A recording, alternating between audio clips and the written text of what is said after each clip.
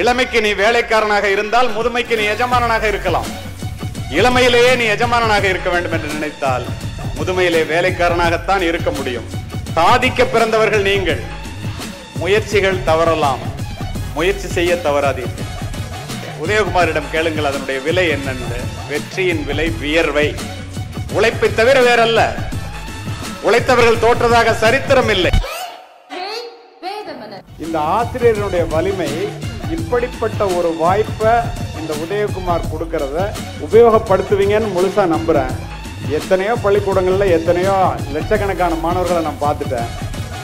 ஒரு பேரண்ட் ஒரு ஆசிரியரை, ஒரு நிறுவனரை இப்படி மனதார பாராட்டி அவர் அப்படியே தொட்டுக்கிட்டே என் புள்ள இந்த ஏணியில ஏறினதுக்கு இவர் தான் காரணம்னு சொல்றாருன்னா உண்மையிலேயே இந்த நாடு சிறக்கும். நல்லவர்கள் இன்னும் இருக்கிறார்கள்.